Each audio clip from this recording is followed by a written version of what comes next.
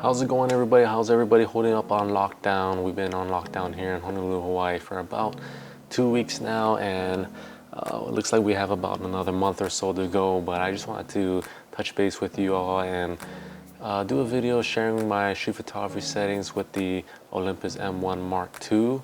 So one of the first things I like to do is make sure my camera is set to shoot and output both JPEG and RAW. When I offload the files onto my hard drive or computer, I can see the thumbnail image from the JPEG. It doesn't show the thumbnail image from the RAW, but I like to keep both, and it just makes my workflow easier because I just usually look at the thumbnail image from the JPEG.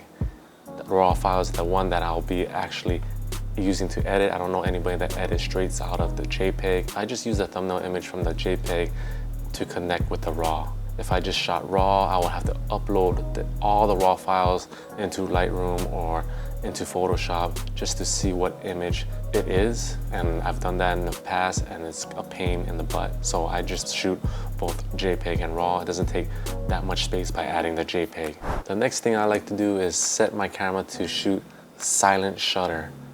You know, when you're shooting street photography, you want to be as discreet as possible. And yes, sometimes people on the street see you bring your camera or your viewfinder up to your eye and they notice it. But if they hear the shutter click, it's almost as confirmation for them that you took their photo. Having the shutter silent is just one less obstacle. And the other thing I recommend for you to do is to set it to single frame rate. A lot of the digital cameras nowadays, they can shoot 8, 10, 12, 15. If not, I'm sure there's other cameras that shoot way more than that, frames per second. You know, getting 12 frames, 12 shots in 1 second is crazy. I recommend and suggest that you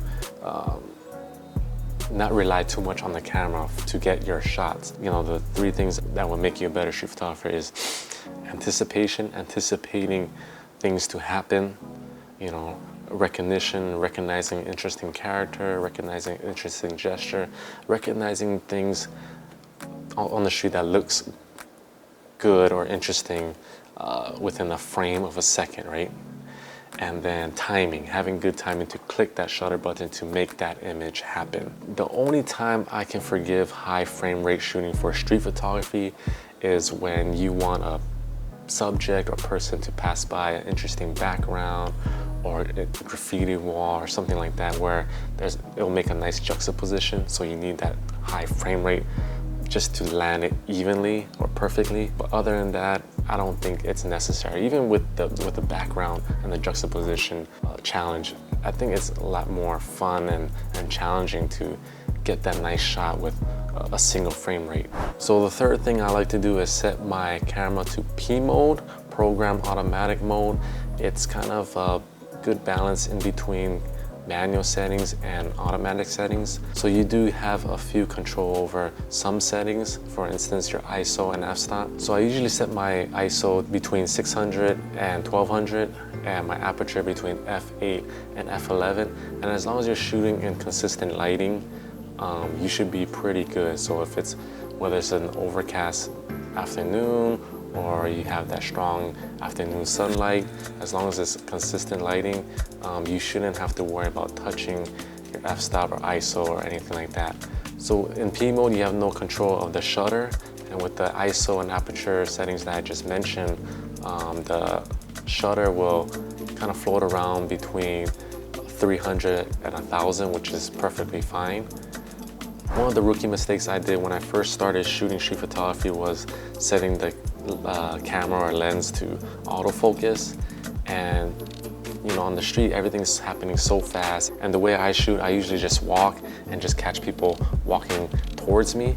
And so the camera and the lens is not smart enough or fast enough to know what you want in focus.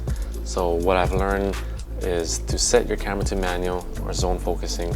Set it to anywhere between 5 feet or infinity. I usually set it to 5 feet. So that what that means is anything 5 feet and beyond is in pretty good focus. Anything under 5 feet will be slightly blurry.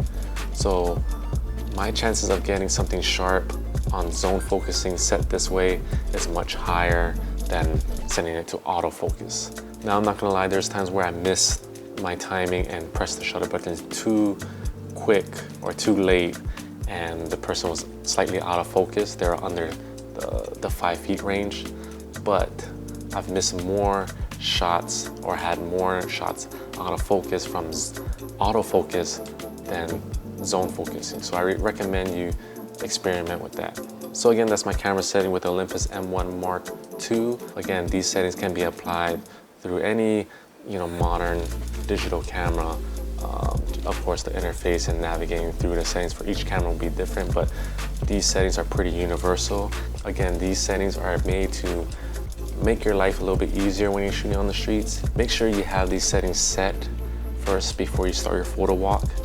And again, when you're out on the street, you don't want to be dabbling through your menus and wondering if you have the proper exposure or proper focus. You just want to do what you do best and make good photographs. Just go out and just zone out. Again, appreciate you guys watching. Until next time.